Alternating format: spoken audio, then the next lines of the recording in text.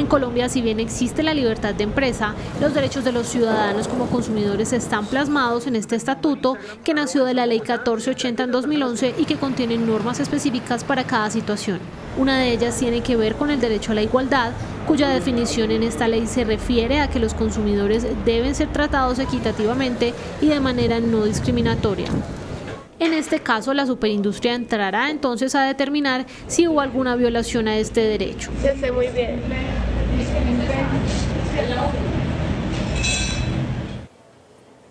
Y precisamente aquí tenemos de invitado al abogado de la Liga de Consumidores Consuma, que es Jorge Gómez. Jorge, muy buenos días, gracias por madrugar con nosotros. Cuéntenos, ¿hubo discriminación? ¿Cómo hubiera sido la forma correcta de manejar esta situación por parte de la consumidora y del señor don José? Buenos días. Bueno, en primer principio hay que tener en cuenta que el Estatuto del Consumidor, la Ley 1480 del 2011, de manera clara, pone en el artículo 3º, numeral primero, punto 12, que el derecho a la igualdad es un derecho de los consumidores. Efectivamente, en el caso del señor José en la ciudad de Medellín, sí hay una discriminación, ya que el Estatuto del Consumidor, como lo he mencionado, brinda unos actos discriminatorios que no deben de ser contemplados.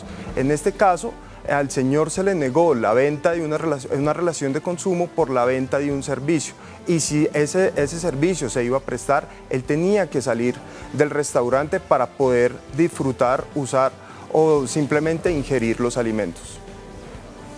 Pero el establecimiento de comercio podía negarse a prestarle el servicio o a entregarle la comida a este señor, aunque la iban a pagar.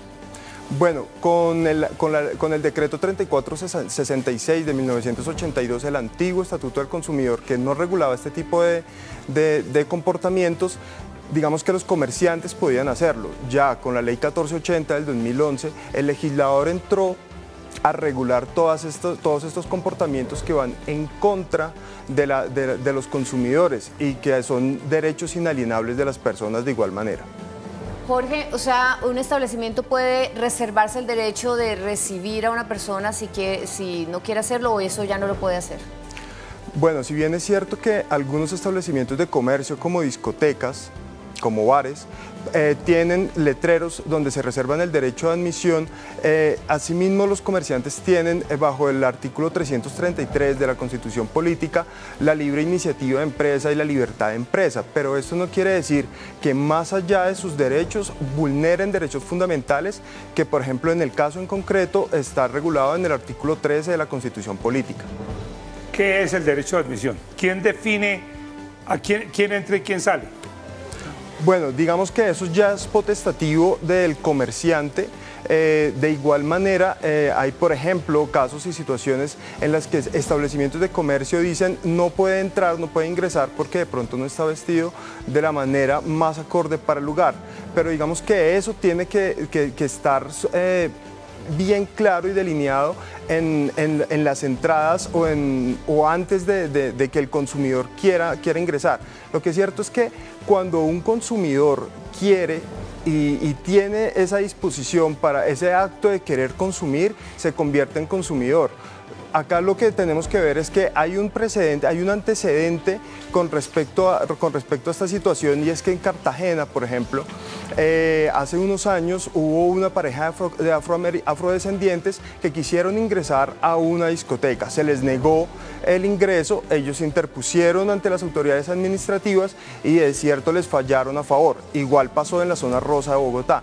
Entonces, en ese sentido, digamos que los establecimientos de comercio tampoco están de una manera concreta vulnerando unos derechos de todos los asociados, sino significativamente.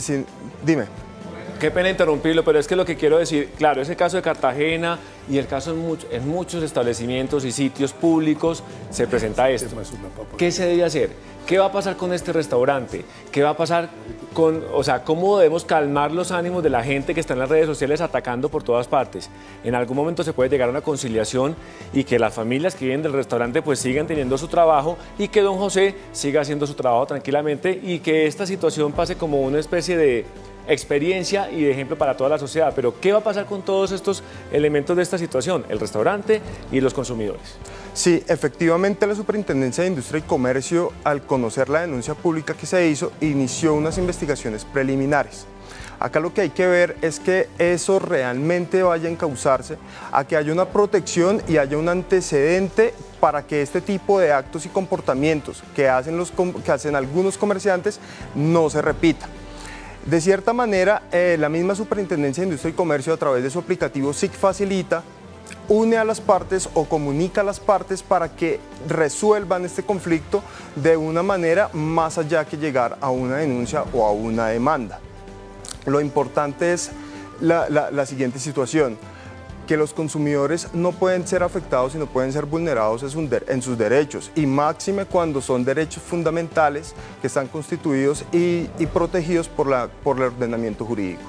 Jorge, muchas gracias por responder nuestras preguntas. Buen día. Buen día.